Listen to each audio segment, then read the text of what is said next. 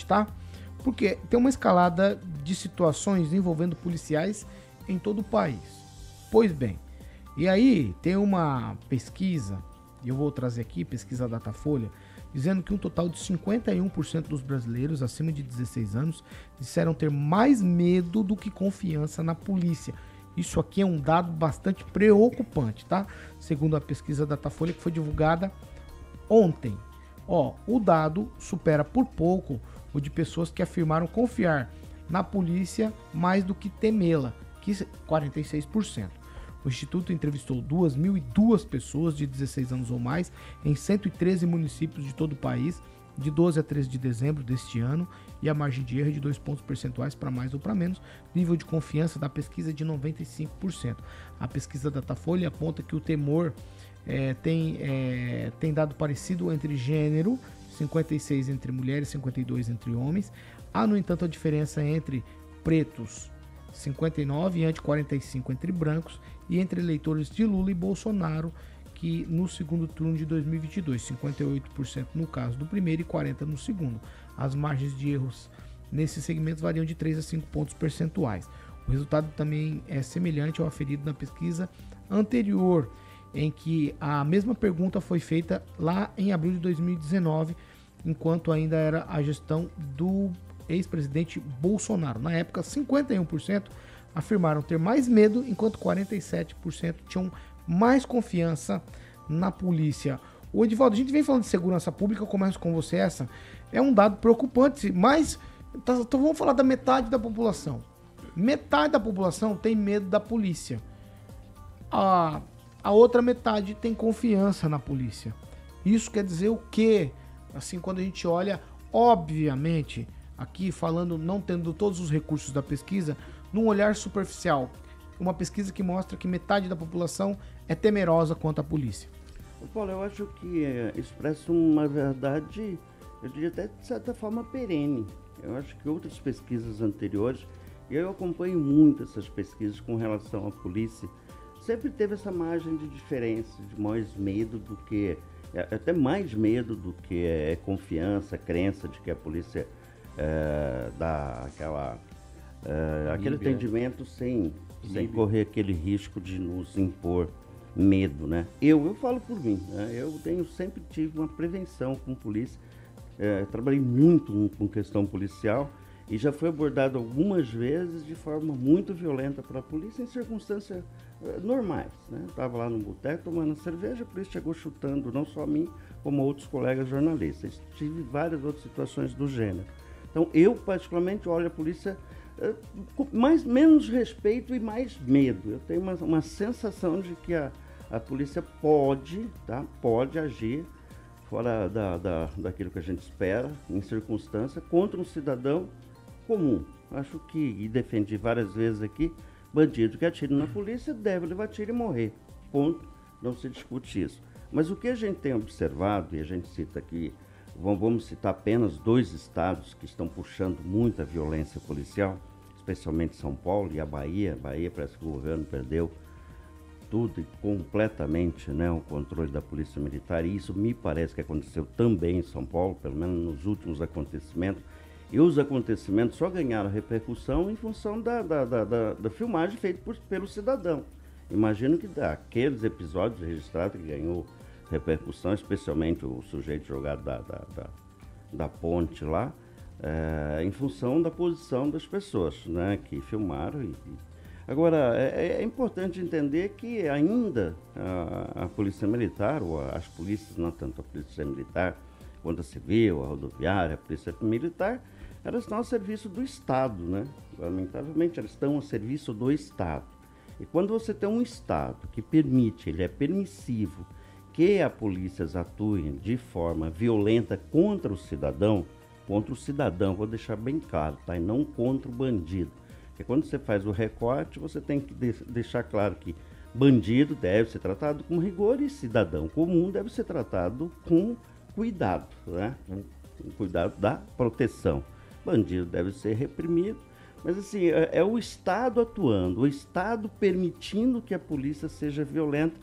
Aí, Paulo, você tem um agravante muito mais grave, né? Que é o aparato do Estado a serviço da violência perpetrada pelos militares. Acho que São Paulo é um exemplo bem acabado disso, né? Que o discurso leva à violência da polícia. Ô, Tupã, um tuitão, vai. Olha, Paulo Caetano, como podemos falar sobre tudo isso, Paulo Caetano? Hoje tá um dia, assim, eu acho que eu acordei meio tarde, assim, eu tô um pouco mal-humorado. Mas a polícia é um jogo duro. Eu já tive experiência também em bares, assim, desagradáveis com policiais, mas também eu tive muita coisa boa, assim, conversa boa, dicas. É uma coisa muito variável, sabe, Paulo Caetano? Então, às vezes, você ama a polícia e às vezes você odeia, e com esse amor, e com essa dualidade de amor e ódio, a gente vai seguindo. Mas o que vai acontecer daqui para frente, o controle, a tendência é se tornar maior, e a gente sabe, essas câmaras de segurança vão mesmo acabar no peito dos policiais e eles vão ter que se contentar com isso, Paulo Caetano, e vai ser uma arma para acabar com todas as dúvidas que ficam jogando para cima deles e que nem sempre são verdadeiras. Paulo Caetano. Vamos lá, Ângelo Rigon, você pesquisa de confiança na polícia, 51%, a última muito parecida com a que foi feita em 2019. Tem uma música que fala quem segura segurança, né? No nosso caso, a gente quando era pequeno, havia brincadeira de mocinho e bandido. A maioria sempre queria ser policial, hoje já não é assim. Você vê o policial, você treme, você fica com medo. E a gente tem visto a cada dia, com esse negócio de celular, de pessoas gravando, agressões gratuitas a senhoras, a pessoas idosas, não importa, a pessoa não abre a boca, não existe aquela coisa da legalidade para entrar em casas, em residências, abordagem de pessoas. É uma pena o que estejamos passando. Mas vejo, de outro lado, que o futuro nos promete uma melhoria considerável. Primeiro com o uso das câmeras corporais e o próprio entendimento de governantes, caso do Tarcísio de São Paulo, que reconheceu que ele estava errado. Então isso deve refletir lá na frente em mais segurança para as pessoas. Pamela Bussolini.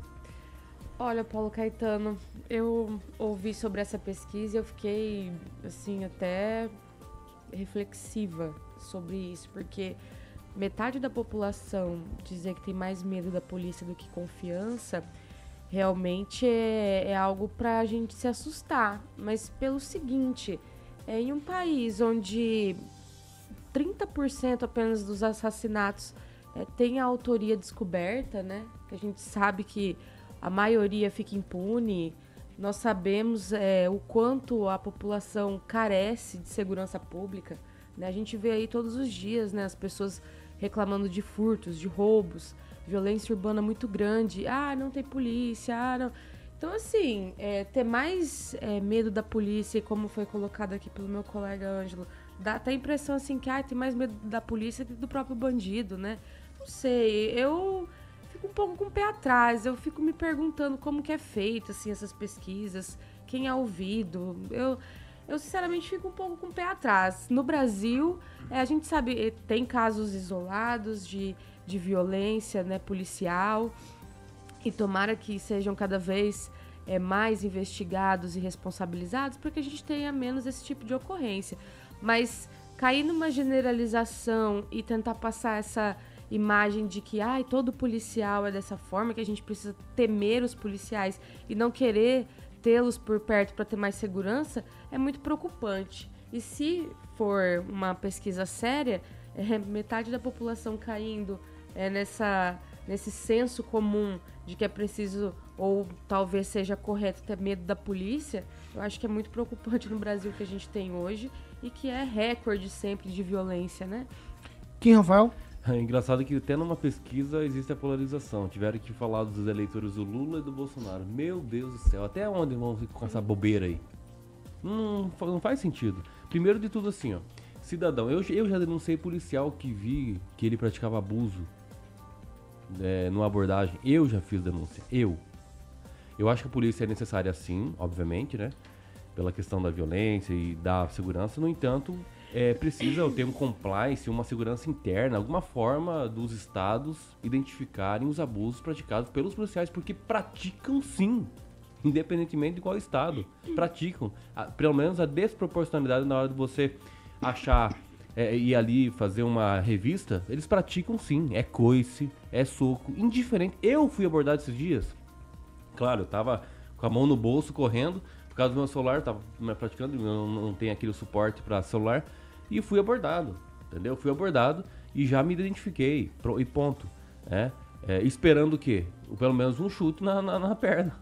Eu sempre espero isso, porque eu já fui abordado também, dessa forma, um chute na perna. Só porque eu estava num bar, eu estava praticando o que lá, né? Então, enfim, infelizmente temos aí algumas questões. É claro que não dá para extirpar sob nenhuma hipótese a polícia, o policiamento, mas tem que melhorar sim a capacidade deles na hora da abordagem. Toda ação gera reação, sim. Foi recebido a tiro, tem que dar tiro. É o que aconteceu aqui esses dias aqui na Avenida Colombo, troca de tiroteio, morreu o bandido. Exatamente, melhor morrer o bandido que o policial, e ponto final. É assim que funciona, esse é o meu entendimento. Agora, realmente, falar sobre especificamente da pesquisa em relação a essa polarização é ridícula, é ridículo. Sim, entre regiões, sim, Sudeste, Sul, acho que é viável sim, porque daí traz uma amostragem. Agora, Lula e Bolsonaro, o que tem a ver? Nada a ver isso aí. 7 horas e 55 minutos. Repita. 7h55, o Doni fala pra gente do Dr. Tomás Batalha. Olha, Paulo, cuidar da saúde masculina é essencial, não é mesmo? E contar com um especialista faz toda a diferença para isso. O Dr. Tomás Batalha é referência em urologia masculina, uro-oncologia e cirurgia robótica, oferecendo o que há de mais avançado, como, por exemplo, a cirurgia de próstata a laser.